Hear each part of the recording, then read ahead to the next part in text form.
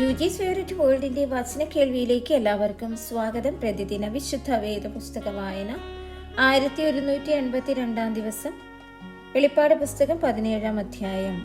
പിന്നെ 7 കലശമുള്ള 7 ദൂതന്മാരിൽ ഒരുവൻ വന്നു എന്നോട് സംസാരിച്ചു, വരിക, ഭൂമിയിലെ രാജാക്കന്മാരോട് വേശ്യാവൃത്തി ചെയ്ത് തന്റെ വേശ്യാവൃത്തിയുടെ മദ്യത്താൽ ഭൂവാസികളെ മത്തരാക്കിയവളായി പെരുവെള്ളത്തിന്മീതെ ഇരിക്കുന്ന മഹാവേശ്യയുടെ ന്യായവിധി ഞാൻ കാണിച്ചു തരാമെന്ന് പറഞ്ഞു. അവൻ എന്നെ ആത്മാവിൽ മരുഭൂമിയിലേക്ക് കൊണ്ടുപോയി. അപ്പോൾ 7 തലയും 10 കൊമ്പും ഉള്ളതായി ദൂഷണ നാമങ്ങൾ നിറഞ്ഞ് കടും ചുവപ്പുള്ള ഒരു മൃഗത്തിന്മേൽ ഒരു സ്ത്രീ ഇരിക്കുന്നത് ഞാൻ കണ്ടു.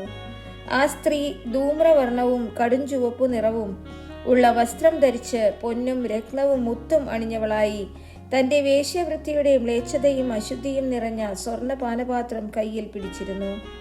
മർമ്മം, മഹതിയാം ബാബിലോൺ, വേശ്യമാരുടെയും മ്ലേച്ഛതകളുടെയും മാതാവ് എന്നൊരു പേർ അവളുടെ നെറ്റിയിൽ എഴുതിയിട്ടുണ്ട്. വിശുദ്ധന്മാരുടെ രക്തവും യേശുവിന്റെ സാക്ഷികളുടെ രക്തവും കുടിച്ച് സ്ത്രീ മത്തയായിരിക്കുന്നത് ഞാൻ കണ്ടു. അവളെ കണ്ടിട്ട് അത്യന്തം ആശ്ചര്യപ്പെട്ടു. ദൂതൻ എന്നോട് പറഞ്ഞത്, നീ ആശ്ചര്യപ്പെടുന്നത് എന്ത്? ഈ സ്ത്രീയുടെയും 7 തലയും 10 കൊമ്പും ഉള്ളതായി അവളെ ചുമക്കുന്ന മൃഗത്തിന്റെയും മർമ്മം ഞാൻ പറഞ്ഞു തരാം. നീ കണ്ട മൃഗമോ ഉണ്ടായിരുന്നതും ഇപ്പോൾ ഇല്ലാത്തതും ഇനി അഗാധത്തിൽ നിന്ന് കയറി നാശത്തിലേക്ക് പോകുവാൻ ഇരിക്കുന്നതുമാകുന്നു.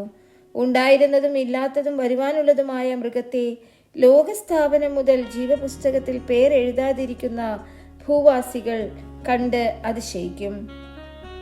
ഇവിടെ ജ്ഞാനബുദ്ധിയുണ്ട്. തല 7 സ്ത്രീ ഇരിക്കുന്ന 7 മലയാകുന്നു. അവ 7 രാജാക്കന്മാരുമാകുന്നു. 5 പേർ വീണുപോയി, ഒരുത്തനുണ്ട്, മറ്റവൻ ഇതുവരെ വന്നിട്ടില്ല. വന്നാൽ പിന്നെ അവൻ കുറഞ്ഞൊന്ന് ഇരിക്കേണ്ടതാകുന്നു. ഉണ്ടായിരുന്നതും ഇല്ലാത്തതുമായ മൃഗം 8-മത്തവനും 7 ഉൾപ്പെട്ടവനും തന്നെ. അവൻ നാശത്തിലേക്ക് പോകുന്നു. നീ കണ്ട 10 കൊമ്പ് 10 രാജാക്കന്മാർ. അവർ ഇതുവരെ രാജത്വം പ്രാപിച്ചിട്ടില്ല.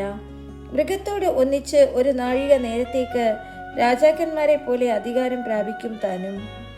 ഇവർ ഒരേ അഭിപ്രായമുള്ളവർ.